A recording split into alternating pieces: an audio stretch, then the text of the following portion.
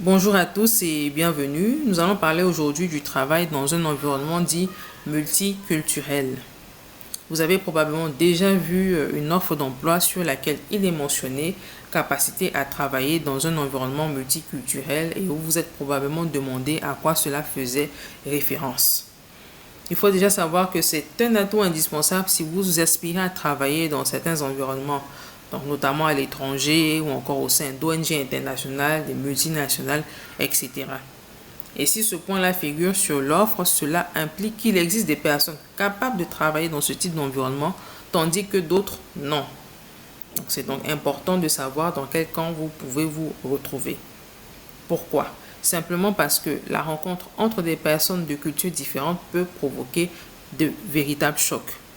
Donc, les comportements que nous adoptons de manière ordinaire ne provoquent pas forcément chez les personnes en face de nous les réponses qu'on attend, les réponses habituelles.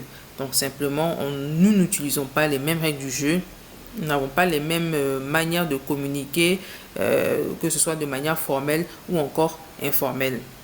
Et c'est la raison pour laquelle vous allez remarquer que dans les pays occidentaux de manière générale, on encourage des voyages culturels et linguistiques aux élèves et étudiants pour justement les aider à s'ouvrir à l'autre et à forger leur capacité à évoluer dans des environnements où ils ne seront pas en contact uniquement avec des personnes de leur nationalité.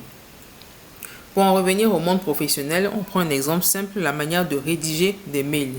En prenant par exemple le mail d'un anglophone, vous verrez que ce sera complètement différent du francophone qui, lui, est un petit peu plus procédurier dans la manière de formuler ses phrases. Tandis que les anglophones sont connus pour aller directement droit au but, ce qui peut bien sûr choquer les francophones. Alors, si votre objectif est d'évoluer dans ce type d'environnement, comment faire, comment s'y prendre? La première des choses, c'est de maîtriser au moins une langue étrangère. Donc, en maîtrisant une langue étrangère, cela va vous permettre de vous imprégner d'une certaine manière de la culture de la langue, de montrer que vous êtes ouvert à votre environnement. En seconde position, c'est un travail que vous allez effectuer de manière psychologique, c'est-à-dire apprendre à vous départir de vos préjugés sur les autres et voilà, aller naturellement vers d'autres nationalités, des personnes d'autres cultures. Donc, en apprenant à communiquer, en apprenant à développer votre sensibilité culturelle et surtout votre flexibilité.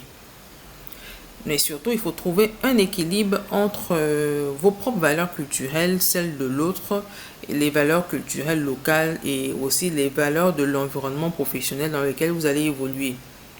Et lorsqu'on va vous poser cette question-là en entretien, il faudra, par des exemples précis, trouver des éléments pour montrer votre capacité à évoluer dans ce type d'environnement.